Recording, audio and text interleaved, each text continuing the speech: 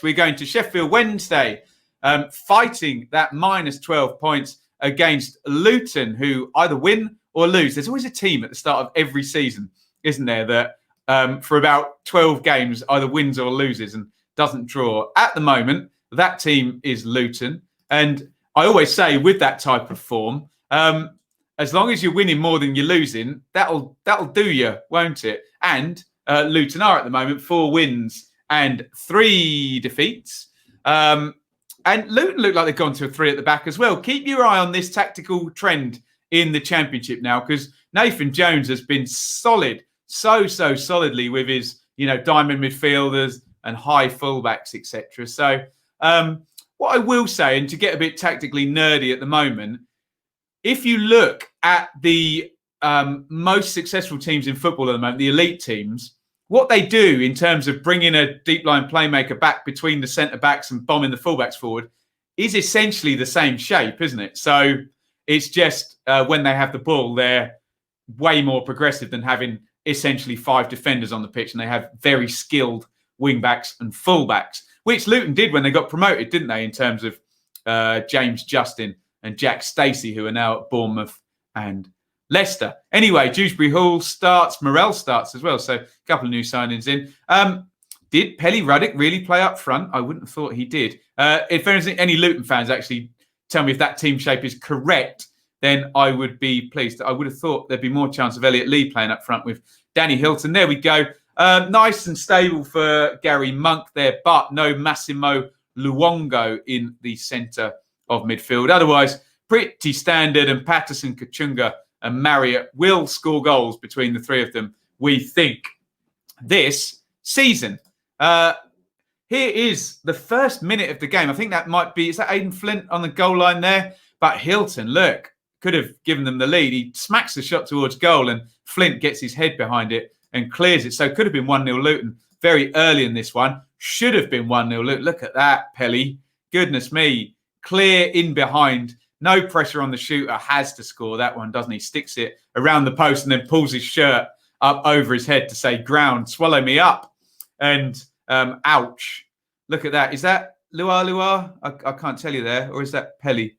It's a bit of a blurry photo there. Someone will tell me who gets absolutely poleaxed by Just van Aken, who gets red carded, and Luton take advantage. And having seen Pelly, Ruddock and Panzu miss a really easy chance, look at this. He's going to chest it down, take on, is that Bannon closing him down, sidestep, move into the box, and then slam home a really good half volley. Proves that he's definitely a central midfielder if he's excelling in that skill set and not running in behind and finishing, excelling in that skill set. But well done, Luton. We'll look at the table in terms of Sheffield Wednesday and what the minus 12 means. And we've said about Sheffield Wednesday all along, what happens if they lose 2, 3, 4 in a row, 5 without winning or whatever, with that minus 12. And that delays them getting above 0 a bit longer. That delays them getting out of the relegation zone a bit longer if they are going to do so. So we'll talk about them. But in terms of Luton, nice job by Nathan Jones so far. And they're winning games. And that is absolutely key. I always say, if you're going to lose games regularly and they've lost 3, win the others, for goodness sake. Get rid of these draws. And they're that type of team, aren't they? They're quite brave, Luton. They gamble in transition. They get men forward. That will leave you open, but that will also get you goals. Let's have a look at the numbers. 52-48 for Wednesday, 14 shots to 7, 3-2 on target, which is always more revealing as games get stretched and teams try more low percentage shots.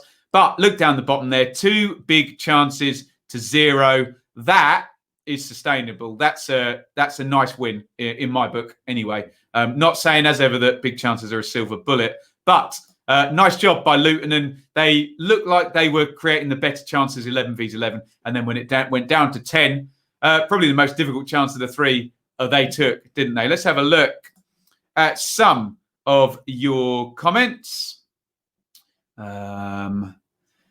Kate says, the new signings in midfield make the difference. That would be Dewsbury Hall and Morel. No more hoofing long balls. Still too many missed chances, though. Hopefully Collins back on Wednesday. And to Kate's point, you would think that adding James Collins into your football team would increase the possibilities of you taking big chances. So, well said. You're just the older brother from another marriage. Love it, Russ. And just in case anyone thinks he's being mean or I'm being mean, honestly, we're both in on the joke. Don't worry. We're okay. Dewsbury Hall, Lockyer and Morell have made a massive difference. Interesting, Tom, because Lockyer couldn't get ahead of Bradley and Pearson for the first few games, could they? Tom says still have Bree to come back. And obviously Ipswich had Bree on loan from Villa. And I think he's a good player. And he's a young player as well. Jason adds, Norwich 5 points better off. Yeah, Norwich stunk out the first weeks. That's a big difference between them. Anyway, Lee was on the left, says Kieran. Tom says, are you going to be watching Bristol City v Norwich on Sky? If I don't get accreditation for either that game or another game, yes, I will. Look forward to that. That was Pelly. Oh, Kieran. Okay, so Kieran says Pelly played a lot higher up. And Jerry, okay, thank you, guys. That's why we have you in the chat. A lot of people who will have watched this game, obviously, and I get some idiots criticising me for it. I cannot watch 12 championship games for 90 minutes. I'd love to, but it's just not viable at the moment. I just don't think Wednesday have enough to pull away. They may stay up, but they'll be down there all season. Dema makes the key point is, and even if Wednesday, look, unless Wednesday pull out 2 points per game over the first 20 games, they're not going to be out of the bottom three after 20 games. If they pull out 1.5, which would see them as a second quartile, higher mid-table team, they're probably still not going to get out of the bottom three until 30 games. If they're a team that's good enough to not be relegated, they might not get out of the bottom three with the minus 12 until maybe 10 games to go. This is my point. Wednesday could play well and still be in that bottom three all season. And believe me, it grinds you down, doesn't it? Grinds you down. With Wickham looking like whipping boys, does that mean a higher points total for survival, making it harder for Wednesday? It depends, Nathan. It's a really good question. It depends on the top of the table, is what I'll say. If Norwich, Bournemouth, Watford, Reading, Bristol City, Swansea are all above 80 points, it'll be a low total. If we get last season, where there's only one good team, Leeds get 93 and everybody else is 15 points behind or 10 points behind or whatever it was, then that will be the case. And it'll be a high tide. And yeah, that will work badly against Sheffield Wednesday. So if you're a Sheffield Wednesday fan, you want as many whipping boys as possible, don't you? And you want as many teams up the top of that table. You want that league to stretch out rather than concertina and squeeze up, which is what it did last season, which means someone gets relegated like Charlton did with 49 points, when literally 19 seasons out of 20, you stay up with that number. Pelly played in the 10. Okay. There you go. It's a Mario Balotelli t-shirt. It's not a Mario Vrancic t-shirt. What would Mario's second name be? Bros? Does anyone know what the actual character Super Mario's second name is? There we go. But no, if they're the Super Mario brothers, his name would be Mario, wouldn't they? And the other guy would be Luigi Mario.